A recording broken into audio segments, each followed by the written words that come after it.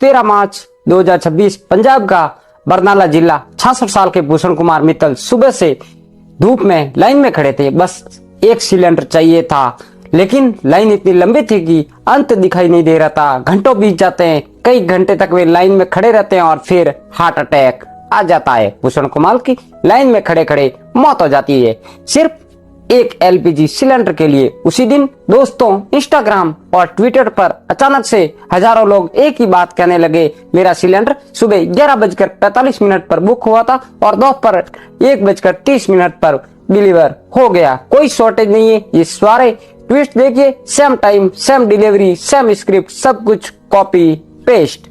नमस्कार दोस्तों, स्वागत है आपका एक और नए वीडियो में। यदि आप चैनल पर नए हो तो चैनल को सब्सक्राइब कर ले। आइए जानते हैं आज के इस वीडियो में एलपीजी गैस की कमी के पीछे की सच्चाई। आखिर कितनी गैस देश में सही में उपलब्ध है, कितनी गैस और आ रही है जहाजों के जरिए, और आखिर कब तक यह कमी चलेगी। वो सारे सवालों के जवाब जो सरकार नहीं चाहती कि आपको पता चले। इंडिया में हर साल लगभग 3.1 करोड़ मैट्रिक टन एलपीजी उपयोग किया जाता है। इसमें से 60% देश के बाहर से आता है, यानी आयात किया जाता है। और दुर्भाग्यपूर्ण बात यह है कि 60% का 90% सिर्फ एक सिंगल रास्ते से आता है, ईरान और ओमान के बीच मौजूद स्ट्रेट ऑफ हॉर्मुज के जरिए। यह कमी तब शुरू हुई जब ट्रंप ने ईरान वॉर शुरू की। ईरान ने जवाब में स्ट्रेट ऑफ हॉर्मुज को बंद कर दिया और इंडिया की आधे से ज्यादा एलपीजी सप्लाई बंद हो गई। अब सरकार इस कमी को छुपाए रखने की पूरी कोशिश कर रही है, लेकिन सच बात यह है कि नोटबंदी और कोरोना के बाद जनता को अब तीसरी बार लाइन में खड़ा होना पड़ रहा है। ढेरों ऐसे वीडियो सामने आए हैं, उत्तर प्रदेश के गोरखपुर से, पुणे से, नोएडा से, दिल्ली से, हर जगह सैकड़ों लोग घंटों तक लाइनों में खड़े हैं ताकि सिर्फ उन्हें एक सिलेंडर मिल जाए। लखनऊ में एक वीडियो वायरल होता है जहां एक आदमी तनाव में आकर एलपीजी सिलेंडर से भरे एक ट्रक के सामने। मध्य प्रदेश और गुड़गांव में तो ऑनलाइन बुकिंग सिस्टम ही क्रैश हो गया। व्हाट्सएप पर बुकिंग्स फेल हो रही है। इसकी वजह से लोगों को फिजिकली गैस एजेंसी में जाना पड़ रहा है और लाइनें और लंबी होती जा रही है। इन्हीं लाइनों में खड़े खड़े लोगों की जान पर भी बनी आ रही है। उत्तर प्रदेश के फरुखाबाद में 75 साल के मुख्तार अंसारी लाइन में खड़े खड़े गिर गए। अस्पताल पहुंचने से पहले ही उनकी मौत हो गई, सिर्फ एक सिलेंडर के लिए। होटल्स और रेस्टोरेंट की हालत तो और भी खराब हो गई है। बेंगलुरु और मुंबई जैसे शहरों में 20 से 30% रेस्टोरेंट बंद हो गए हैं। स्विगी, जोमेटो जैसे फूड डिलीवरी प्लेटफॉर्म पर ऑर्डर्स 50 से 60% तक नीचे गिर गए हैं और लोगों में इतना डर है कि वो ब्लैक में भी सिलेंडर खरीद रहे हैं। डोमेस्टिक सिलेंडर जो ऑफिशियली लगभग 900 रुपए का है, वो दिल्ली में ब्लैक मार्केट में 2 से 3 हजार रुपए में बिक रहा है। कमर्शियल सिलेंडर 3 से 5 हजार में और औरंगाबाद जैसे शहरों में तो 6 हजार रुपए में बिक रहा है, 6 गुना कीमत। हालात इतने खराब है कि महाराष्ट्र में गैस सिलेंडर ट्रांसपोर्ट करने वाले वाहनों को पुलिस प्रोटेक्शन देनी पड़ रही है। देहरादून के वसंत विहार में तो लोग ने एक ट्रक को रोककर वहां से गैस चोरी करना शुरू कर दिया। उत्तर प्रदेश के महाराजगंज में तो चोर 76 से ज्यादा सिलेंडर गैस एजेंसी से चुरा कर लेके चले गए। कांग्रेस सांसद ने दावा किया है कि संसद की कैंटीन में चाय तक नहीं मिल रही है। कि चाय कॉफी मांगी तो नहीं मिला, क्यों नहीं मिला? कॉफी या चाय संसद के कैंटीन में, और आप बोलते हैं पैनिक नहीं है। लेकिन इसी संसद में सरकार कह रही है कि एलपीजी की कोई कमी नहीं है। सब चंगासी 12 मार्च को पेट्रोलियम मिनिस्टर हरदीप सिंह पुरी ने लोकसभा में कहा कि घरेलू एलपीजी सप्लाई सुरक्षित है, कोई शॉर्टेज नहीं है और जो हो रहा है वो पैनिक बाइंग और होल्डिंग की वजह से है। Domestic supply is fully protected and the delivery cycle is unchanged. प्रधानमंत्री मोदी ने खुद कहा कि जो लोग शॉर्टेज का डर फैला रहे हैं वह देश का बहुत बड़ा नुकसान कर रहे हैं। कुछ लोग हैं जो पैनिक क्रिएट करने का प्रयास कर रहे हैं कि ऐसा करके पूरे देश का भी बड़ा नुकसान कर रहे हैं। 7 मार्च को सरकार ने डोमेस्टिक सिलेंडर का प्राइस 60 रुपए बढ़ा दिया, कॉमर्शियल सिलेंडर 115 रुपए बढ़ा दिया। अगर कमी नहीं है तो रेट क्यों बढ़ाई? 8 मार्च को सरकार ने एलपीजी कंट्रोल ऑर्डर जारी किया, रिफाइनरी को मैक्सिमम प्रोडक्शन करने को कहा। बाद में यह भी कहा गया कि 5 दिन में प्रोडक्शन 28% बढ़ गई है। नई कंट्री से इमरजेंसी सप्लाई लाई गई। अगर शॉर्टेज नहीं है तो यह सब क्यों किया? 9 मार्च को नेचुरल गैस कंट्रोल ऑर्डर आया, कॉमर्शियल एलपीजी सप्लाई पर 20% की कैप लगाई गई, यानी कि होटल्स और रेस्टोरेंट को उनकी जरूरत का सिर्फ 20% मिलेगा। इसके अलावा शहरों में सिलेंडर बुकिंग का गैप बढ़ाकर 20 दिन कर दिया गया, गांव में 45 दिन कर दिया गया। एक बार फिर से अगर शॉर्टेज नहीं है तो यह टाइमिंग सेट क्यों की गई? State pollution control boards hotel को 1 महीने की परमिशन दे रहे हैं कि वह बायोमास, केरोसिन, कोयला तक जला सकते हैं। और 14 मार्च को पीएनजी वाले लोगों को एलपीजी बुक से ही बैन कर दिया गया। असल में दोस्तों, इस कमी के पीछे बड़ी वजह ईरान वॉर नहीं बल्कि मोदी सरकार की कमी है। जो भी लोग जियोपॉलिटिक्स को फॉलो कर रहे थे उन्हें यह जनवरी महीने से ही क्लियर हो गया था कि अमेरिका और इजराइल ईरान पर हमला कर सकते हैं, और ईरान पर हमला हुआ तो ईरान ने स्टेट ऑफ हॉर्मुज बंद कर सकता है। कोई एस्ट्रोलॉजर की जरूरत नहीं थी इस चीज को बताने के लिए, तभी से ही एक्शन लिया जा सकता था एलपीजी सप्लाई बढ़ाने का, दूसरे देशों से एलपीजी ऑर्डर करने का। लेकिन सरकार ने क्या किया? कुछ नहीं।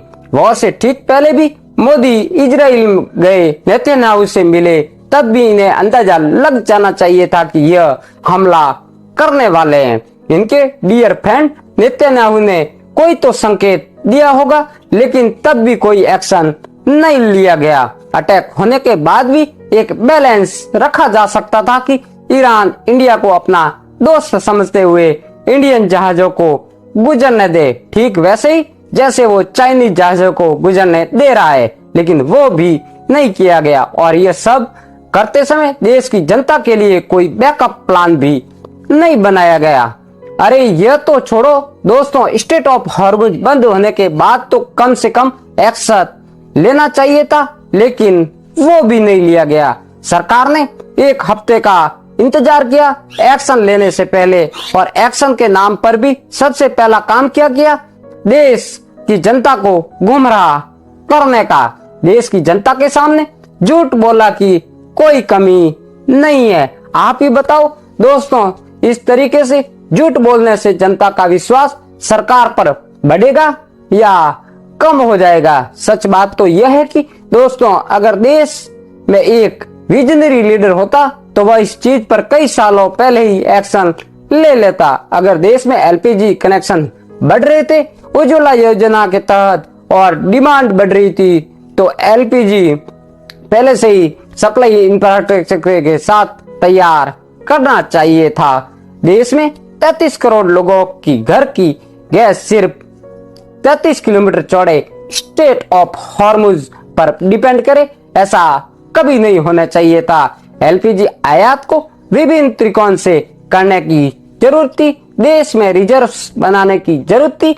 सबसे डरावनी बात यह है कि दोस्तों, इंडिया के पास एलपीजी का कोई स्ट्रेटेजिक रिजर्व नहीं है। बेंगलुरु और विशाखापट्टनम में कुछ अंडरग्राउंड केव्स है, लेकिन वो भी स्टॉक पाइपलाइन के लिए नहीं है, बस फ्लो बनाए रखने के लिए है, और उनकी टोटली कैपेसिटी सिर्फ 1.4 लाख टन है। यह पूरे देश के 2 दिन से भी कम की कंपेरिजन के बराबर है। कल्पना करो दोस्तों, 140 करोड़ को लोगों के देश में सिर्फ 48 घंटे की एलपीजी है।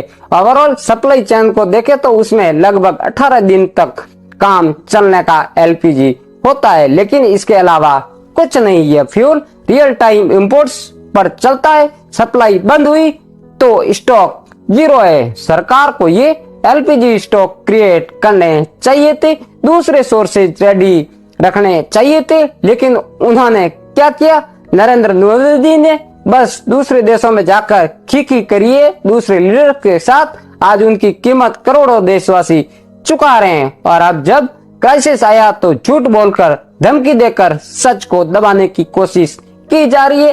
12 मार्च को आसाम पुलिस ने ऑफिशियली ट्वीट किया कि अगर किसी ने एलपीजी शॉर्टेज की अफवाह फैलाई तो सख्त कार्रवाई होगी। इनको लगता है कि अगर शॉर्टेज की बातें करनी बंद कर दी तो शॉर्टेज भी खत्म हो जाएगी।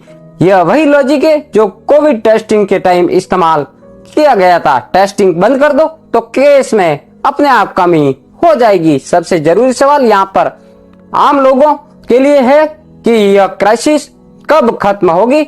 आपका सिलेंडर आपको कब मिलेगा? इसका जवाब दोस्तों डिपेंड करता है इन 3 चीजों पर। पहली चीज है सीज फायर जल्दी हो जाए। बातचीत चल रही है, लेकिन ईरान कह रहा है कि हट जाना चाहिए। फ्यूचर अटैक्स के खिलाफ गारंटी चाहिए। ट्रंप भी कह रहे हैं कि वॉर जल्दी खत्म हो जाएगी, लेकिन प्रॉब्लम यह है कि ईरान के नई सुप्रीम लीडर मुज्तबा खमनोई, जिन्हें 9 मार्च को बनाया गया, उन्हें बताया जा रहा है कि वह अपने पिता से भी ज्यादा हार्ड लाइनर है। उन्होंने कहा जब तक मिडिल ईस्ट से यूएस मिलिट्री बेस बंद नहीं होंगे तब तक हमले जारी रहेंगे। दूसरी चीज है वैकल्पिक सप्लाई पर काम किया जाए। इंडिया ने यूएस, नॉर्वे, कनाडा और रशिया से इमरजेंसी सप्लाई शुरू की है। 2 जहाज नंदा देवी और शिवालिक 92,700 टन एलपीजी लेकर आ चुके हैं। ये सुनने में अच्छी खबर लगती है, लेकिन इंडिया को हर साल 3.1 करोड़ मैट्रिक टन की जरूरत है। इन जहाजों में सिर्फ 1 दिन की सप्लाई है, सिर्फ 1 दिन। तीसरी चीज है स्टेट ऑफ हॉर्मुज खुल जाए बिना सीज फायर के। ट्रंप कह रहे हैं कि स्टेट हॉर्मुज खुलकर रहेगा। ईरान कह रहा है कि 1 लीटर भी ऑयल नहीं गुजरेगा। ईरान ने माइंस बिछा दिए, ये चीज भी जल्दी होती नहीं दिखाई दे रही है। एक चीज और भी है कि वॉर चलती रहे, लेकिन इंडिया की सप्लाई किसी तरीके से आ जाए। इंडिया ईरान की तरफ से आ रहे जहाजों को परमिशन दे दे। इसको लेकर बातचीत तो बहुत हो रही है, मीडिया में झूठ भी फैलाया जा रहा है, लेकिन अभी का स्टेटस यह है कि फॉरेन मिनिस्टर जयशंकर ने कहा कि कोई ब्लैंकेट एग्रीमेंट नहीं मिला है। इंडिया फ्लैगशिप्स को ईरान जाने दे। हर एक शिप की मूवमेंट एक इंडिविजुअल हैपनिंग है। इंडिया को एक एक जहाज करके नेगोशिएट करना पड़ रहा है ईरान से। मतलब सीधी बात यही है कि जब तक वॉर खत्म नहीं होगी स्टेट नहीं खुलेगा, और जब तक स्टेट नहीं खुलेगा गैस नहीं आएगी।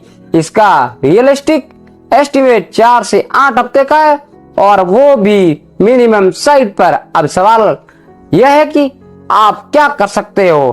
कुछ प्रैक्टिकल बातें यहाँ पर।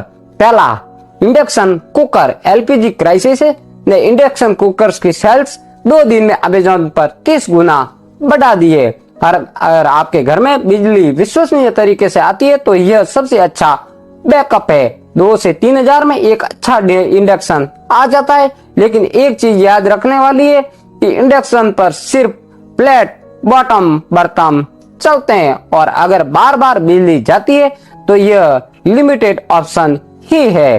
दूसरा, अगर आपके एरिया में पीएनजी यानी कि पाइप्ड नेचुरल गैस अवेलेबल है तो रजिस्ट्रेशन करवा लीजिए। पीएनजी पाइपलाइन से आती है, स्टेट ऑफ हॉर्मुज पर डिपेंड नहीं करती। अपने सिटी गैस डिस्ट्रीब्यूटर कंपनी की वेबसाइट पर चेक कर सकते हो। तीसरा है, अगर कोई सिलेंडर ब्लैक मार्केट में बेच रहा है तो उसकी कंप्लेन जरूर करे। एसेंशियल कमोडिटी एक्ट के अंदर यह क्रिमिनल ऑफेंस है। National consumer helpline 1800-114-000। इसके अलावा आप डिस्ट्रिक्ट मजिस्ट्रेट ऑफिस में भी कंप्लेन कर सकते हो। चौथा और सबसे अहम पॉइंट है, पैनिक मत बनाओ। अगर आपके पास सिलेंडर है तो होर्डिंग से सिचुएशन बिगड़ जाती है। एक एक्स्ट्रा सिलेंडर जरूरत से ज्यादा मत रखो। दुर्भाग्यपूर्ण चीज यह है कि सारे सॉल्यूशन टेम्परेरी है, स्पेशली गांव में रहने वाले लोगों के लिए। ग्रामीण भारत में इलेक्ट्रिसिटी अविश्वसनीय है। वहां इंडक्शन काम नहीं करता है और रिपोर्ट्स के अनुसार वहां पर लोग वापस मिट्टी के चूल्हों पर आ गए हैं और यही इस क्राइसिस की सबसे बड़ी ट्रेजिक बात है। और वो औरतें जो सालों की मेहनत के बाद चूल्हे के धुएं से बाहर निकली थी, जिसके घर में पहली बार गैस का सिलेंडर आया था, जिसने सोचा कि अब उसके बच्चे को धुआं नहीं खाना पड़ेगा, आज वो वापस मिट्टी के चूल्हे पर खाना पका रही है। और यही औरतें इस क्राइसिस की सबसे बड़ी कीमत चुका रही है। और यह इसलिए नहीं क्योंकि गैस खत्म हो गई, बल्कि इसलिए कि जिन लोगों की जिम्मेदारी थी इस देश को तैयार रखने की, वो सो रहे थे।